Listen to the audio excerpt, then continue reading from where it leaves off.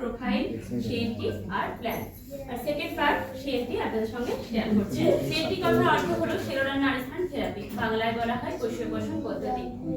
আমরা নানা রকম চিকিৎসা পদ্ধতির উপর ডিপেন্ড করে আমরা সুস্থ থাকছি, সেগুলি কি আয়ুর্বেদিক, হোমিওথেরাপি, ঠিক সেরকমই সিএনটি হলো আমাদের সেলগুলোকে ভিতর থেকে নারিশমেন্ট করবে, আমাদের শরীরকে সুস্থ রাখবে।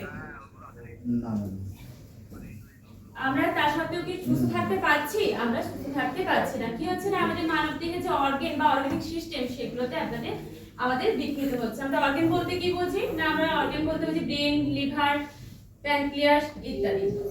আমাদের এগুলো কোথা থেকে শুরু হয় সেগুলো আমরা সবাই আগে জেনেছি, কিন্তু তবু একবার বলি আমি। প্রথম 3 মাস আমরা মাতৃগর্ভে কোটি কোটি সেল হিসেবে থাকি, এবং দ্বিতীয় 3 মাস আমরা সেল থেকে টিস্যুতে পরিণত হই, এবং তৃতীয় 3 মাস আমরা টিস্যু থেকে অর্গানে পরিণত হই, এবং 9 মাস 10 দিন প্রক্রিয়ার পর আমরা পাতলা স্কিন দ্বারা আবৃত হয়ে পৃথিবীতে হিউম্যান বডি নিয়ে ভূমিষ্ঠ হই।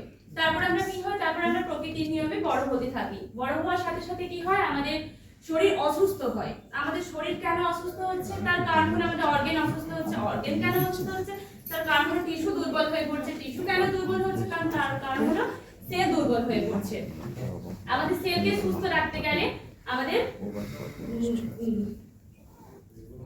সেলকে সুস্থ রাখতে গেলে আমাদের 100% নিউট্রিশনের দরকার হয়। সেই 100% নিউট্রিশনটা কি না, সেই সেলের 100% নিউট্রিশন হলো কার্বোহাইড্রেট, মিনারেল, ভিটামিন, ফ্যাট আর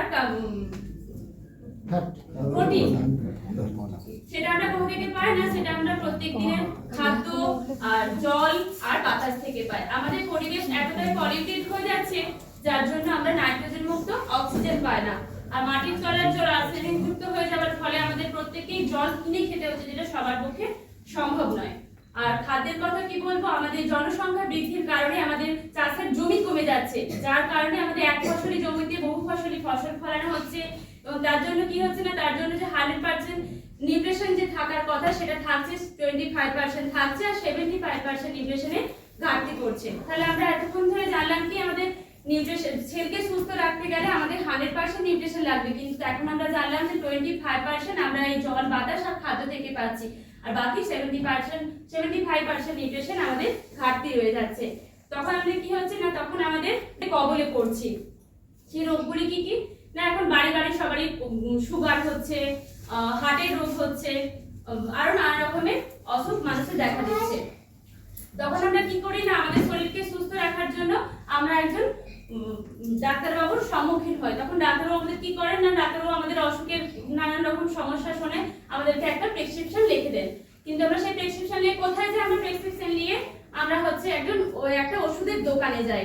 আমাদের দেওয়ালে, ওষুধ দোকানের দেওয়ালে লেখা থাকে কেমিস্ট এন্ড ড্রাগিস্ট। আমরা সেটাকে লক্ষ্য করে দেখেছি? আমরা সেটা কিন্তু কেউ লক্ষ্য করে দেখিনি।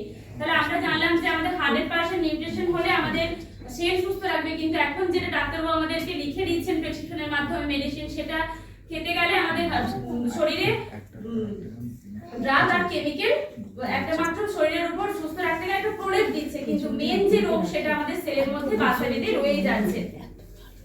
2000 সালে আমাদেরকে জানিয়েছিলেন যে ল্যাক অফ নিউট্রিশনের কারণে আমাদের পৃথিবীতে অকাল মৃত্যু ঘটবে, কিন্তু এর কোনো প্রতিকার করেননি। তখন কি করেছিলেন, একটা সেলিব্রিটি বা একটা সংবাদপত্রে জানিয়েছিলেন যে অপুষ্টি ভারত ছাড়ো, কিন্তু এইভাবে কি অপুষ্টি ভারত ছেড়ে চলে যেতে পারে? কখনোই যেতে পারে না।